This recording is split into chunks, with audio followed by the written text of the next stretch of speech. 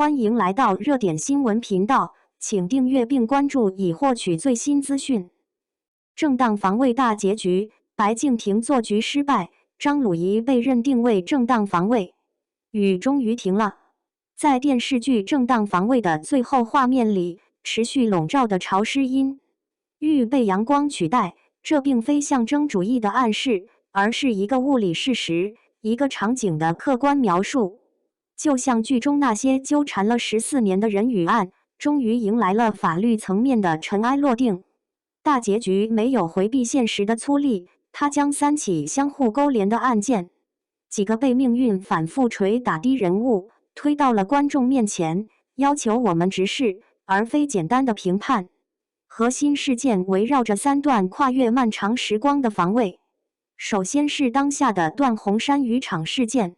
张鲁仪饰演的法官段洪山，在渔场遭遇周德龙的袭击，他被迫反击，致周德龙死亡。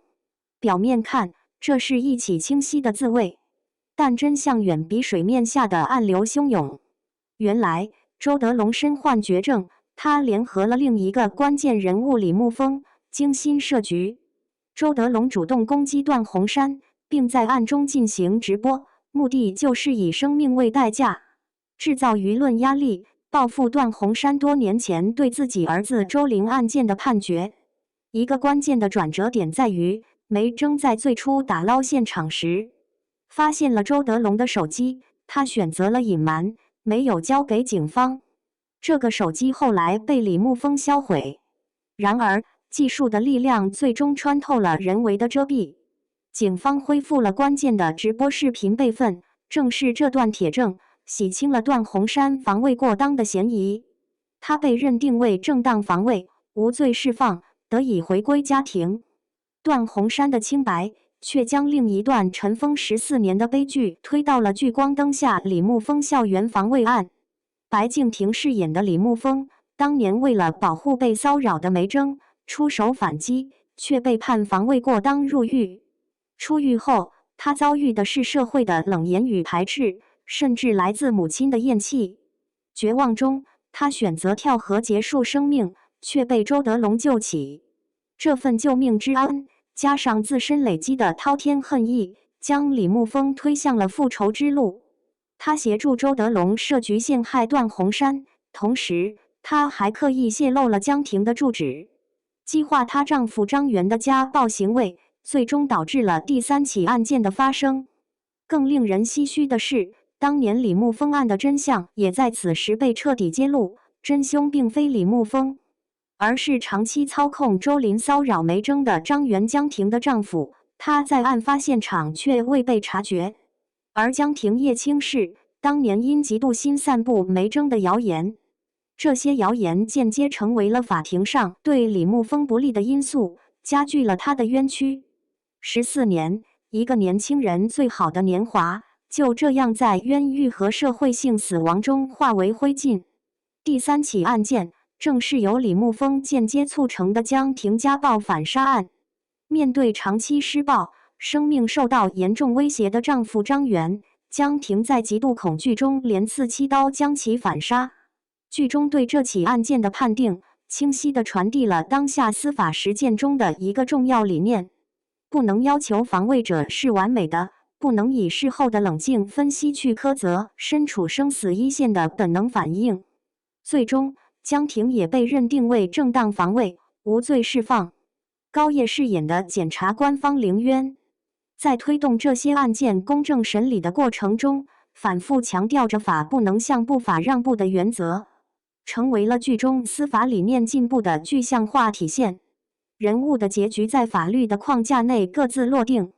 李沐风的结局充满了沉重的悲剧感，他策划多起案件，毁灭证据，非法拘禁的事实无法掩盖，他必须接受法律的制裁。庭审现场，他那句对段洪山的质问谁来害我人生，像一把钝刀割在观众心上。他最终选择了面对，对司法在时代变迁中展现出的复杂性，似乎有了一丝释怀，但这释怀里浸满了无法挽回的失去。梅征张博家是为当初隐瞒手机证据的行为自首，与李牧风达成了某种形式的和解。他递给李牧风一张车票，这个动作传递的是一种渺茫的可能性，一种关于新生的微弱暗示。至于两人之间被彻底摧毁的过去能否重来，剧集明智地选择了沉默。正当防卫大结局的力道不在于制造惊天反转，而在于他如何冷静地将司法进步与个体牺牲这两个沉重的砝码放在天平两端。他通过1997年李牧风案与2025年段红山案，将庭案判决标准的鲜明对比，展现了法律对正当防卫边界的理解，从过去的严苛、僵化，逐步走向更尊重防卫者身处险境时的主观状态。李牧风就是这个转变过程中一个令人心碎的牺牲品。他的黑化与沉沦，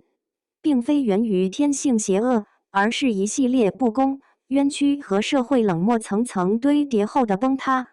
他成了一个时代司法沉睡期的活体注脚，它的存在本身就是对程序滞后最尖锐的控诉。剧集的核心利益并非歌颂完美的结局，而是通过这种残酷的对比，叩问进步的成本。